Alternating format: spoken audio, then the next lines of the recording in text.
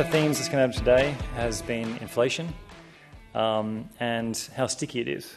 In fact, most central bankers recently have come out and said to us it's sticky, it's persistent, it's a pain in the backside, we can't get rid of inflation. But these are the same central bankers that said to us lower for longer a little while ago. So, with that in mind, my prediction is this: that we will re-enter a period of low inflation in 2024 and beyond, in contrast to some of the early speakers today. Now, what do I say about that, and why is this a justification, or how do I get the rationale for this? Well, I'll look at history to start with. This chart here shows you a very long history of inflation across Australia, the European Eurozone, and the US. And as you can see, it's been very, very persistently stuck around 2 to 2.5%. Nothing like this, massive spike we've seen recently. Now, in case you think this is a fluke, let's look longer. Over 20 years, the chart looks remarkably similar. Except for a few little peaks and troughs earlier in the 2000s, it's been remarkably stuck between that 2 to 2.5% range. And don't forget that the spike we saw recently took an immense effort. It took COVID, it took global travel bans, and it took central bankers a massive coordinated fiscal stimulus effort to get there. A huge increase in monetary base, huge QE, and with all of that, we finally got inflation. And again, over 30 years, same sort of picture. It's been very, very, very stuck in that band between 2 to 2.5%, and that sort of peak we've seen recently looks like it's coming off pretty aggressively.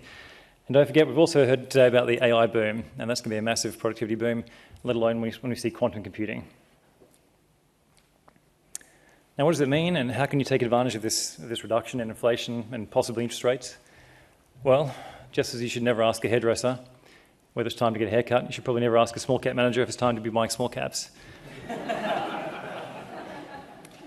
But with that in mind, I looked up our friends at the MSCI who did this great study for me, or for us. For over 50 years, if you go back and look at the performance of small cap equities globally and compare it to the large cap equities globally, you can see that on the left-hand side there, during periods of low inflation, small caps actually outperform.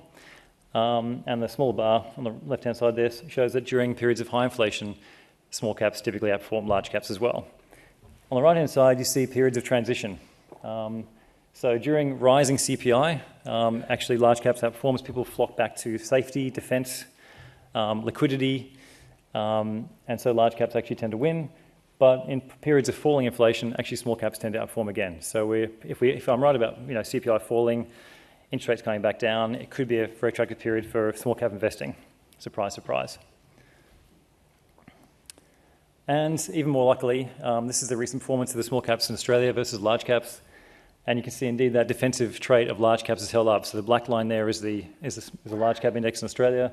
It's performed pretty well over the last 18 months. It's actually given you a positive return.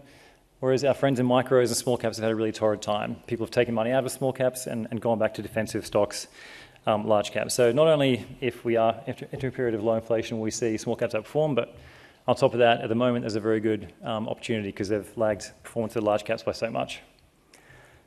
So to conclude, my prediction is that we are seeing inflation falling off, and I'm getting a smile here about the food situation.